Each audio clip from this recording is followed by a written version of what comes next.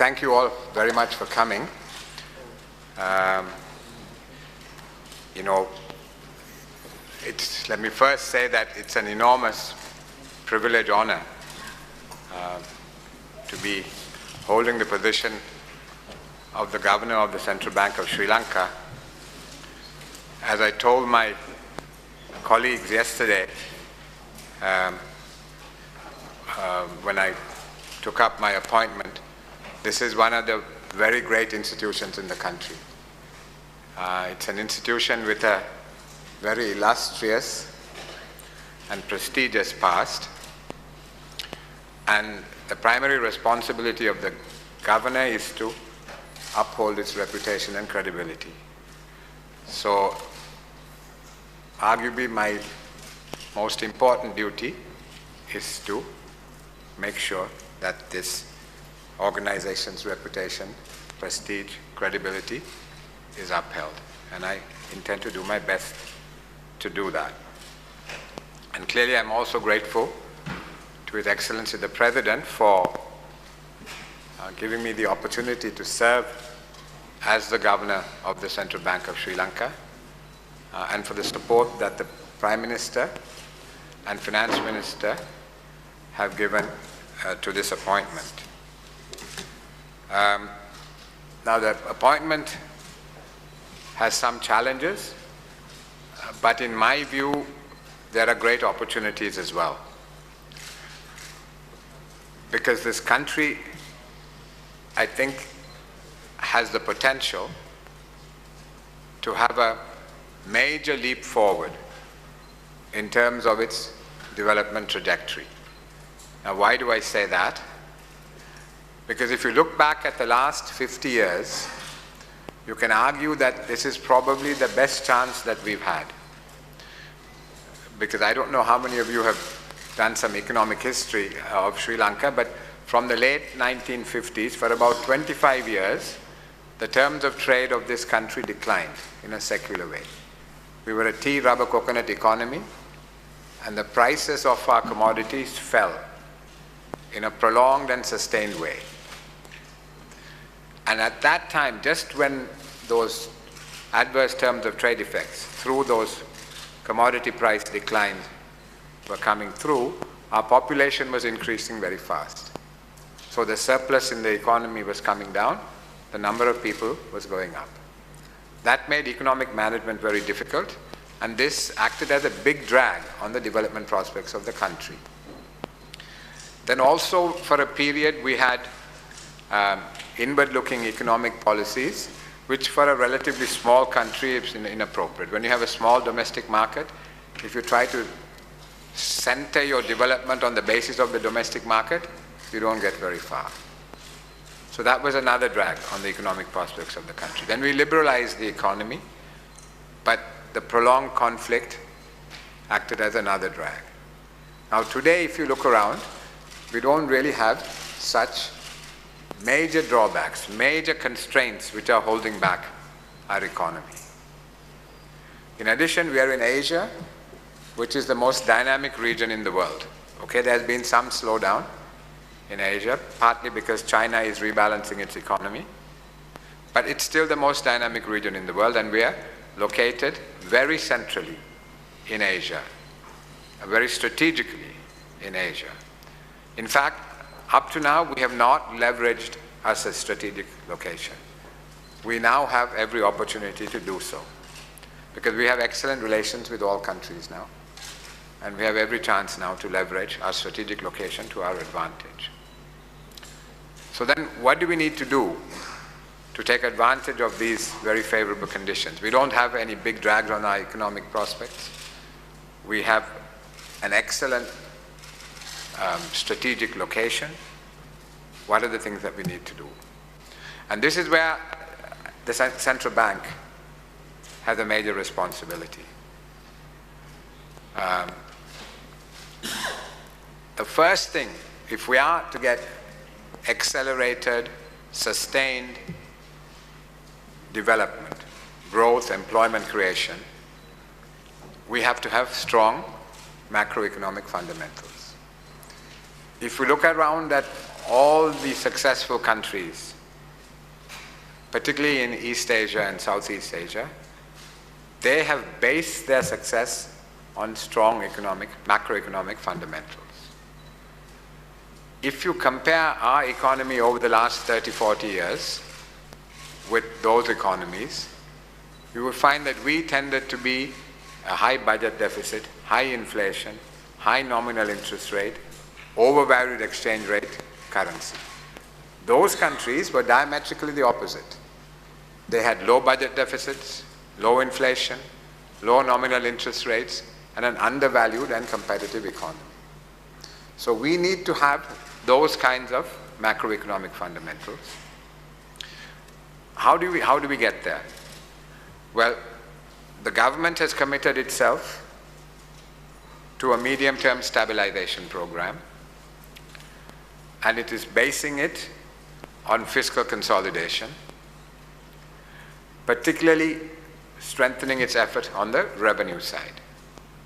And it has acquired the support of the IMF in implementing the stabilization program.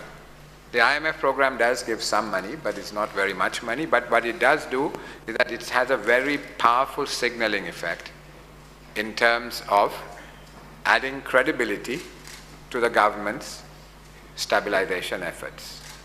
As I said, that is the first step. We need to stabilize our economy, get strong macroeconomic fundamentals. That is the key building block. And the central bank has a key role to play through the conduct of its monetary and exchange rate policies in particular. On top of that, it has to make sure that there is financial sector stability. So these are the key preoccupations of my senior colleagues, and I hope to work with them to achieve these objectives. And if we are able to implement the stabilization program well, the Prime Minister is expected to announce his 5-year plan during the course of this month, which should give us a good idea of what are some of the structural measures that are going to be taken to strengthen the growth and employment generation framework of the economy. And in addition to that, there are some projects and programs. The Western Region Megapolis program, the Hambantota Development Program, where China is going to play a big role. Singapore is doing a master plan for Trincomalee. Japan, a master plan for Kandy. So in addition to that, there are going to be these economic zones which are going to be part of those master plans, and also maybe outside some of those areas there are agricultural zones. In addition, there is going to be an effort to strengthen our education and skills development. So you're going to bring this whole package together. The challenge, of course, is to implement it. But let me go back to what I stated first. The central bank's job, because these other things are really outside the central bank's remit, but I was really mentioning those things because there are some plans to take the country to a different level, but to implement those successfully, we need to get the macro fundamentals right. And there the central bank has a major role to play. And we in the central bank are very committed to achieving those strong macroeconomic fundamentals. So let me stop with that, and I'll be happy to answer any questions that you have. And my senior colleagues will also chip in to expand on it. Yes. Governor, in your view, what is the main challenge at the moment as central bank governor? Well, as I said, the main challenge is to ensure that this stabilization of the economy is achieved in a sustained way. Because if you look at our history of the last 30, 40 years, we start implementing a stabilization program, but we never see it through. So we have these stop-go policies. We let the economy get overheated, then by having macroeconomic policies which are not well aligned. Once the economy overheats and we have balance of payments problems and or high inflation, then we hold brakes. We put in place contractionary policies. Then again, we kind of release the brake too much and it overheats again. If you look at it, there are these repeating cycles of stop-go policies. So I think the challenge right now, from a central bank perspective, is to put in place some policies which give us sustained stabilization. This is what the countries of East and Southeast Asia managed. They got strong, sustained, macroeconomic fundamentals which enable them to grow fast for 10, 15, 20 years. Now, of course, the world is a more uncertain place today. It becomes more difficult than when they did it.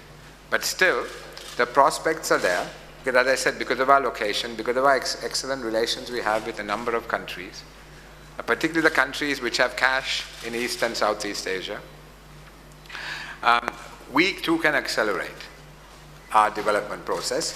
But the first fundamental challenge is to get strong, sound macroeconomic fundamentals which can be sustained, not something which will again, get reversed and get out of alignment. So within the central bank, I think that is really the challenge to make our contribution. We need to have good fiscal and monetary coordination. Clearly the finance ministry has a very important role to play as well, but we need to play our role as well to stabilize the economy. That I think is a real challenge, and if we are able to achieve that, I think we have a very good chance of getting the country to a different level of development. But it's not easy. Stabilization programs mean pain, so we need to get through that pain. But if we do get through that pain, I think there is prospects of faster growth as we go forward. Governor, what needs to be done? Key policies that need to be changed? Well, if you asked me about 4, 5, 6 months ago, I would have come out with a list of policies. Not because I've now become governor at the central bank that I am saying this, but in the last few months, there has been a shift in a positive direction. Because, the government's stabilization measures in terms of trying to get the budget into better order through the revenue measures it has taken, the central bank has tightened monetary policy, the exchange rate was allowed to float a little bit. So all those measures, if you ask me, say, in January, February, or even March, I would have said those things had to be done. But those things have been done. So I think we're on the right track. But as I said, we have to sustain it. And we will see, I think, in the Prime Minister's 5-year plan, hopefully a cohesive and coherent framework for the structural policies and how various programs and projects will fit into that. So I feel that the changes are underway, but it's easier to plan and design than it is to implement. So the implementation is going to be crucial. Governor, do you think the present policy rates are accurate, or is it? Do you need a change in the policy rates? The inflation is high, credit growth is heated. How do you see this? The central bank undertook some tightening measures, as you know. The statutory reserve ratio was increased. The policy rate was increased 50 basis points. And you're beginning to see it take effect. We were at another meeting just now, and where the Deputy Governor, Dr. Veera Singh, explained the monetary policy, the transmission mechanism actually peaks in 12 to 18 months. So the measures that have been taken on the statutory reserve requirement and the interest rate are beginning to work. If you see, credit growth is beginning to come down. And this is only 2-3 months since those policy measures were taken.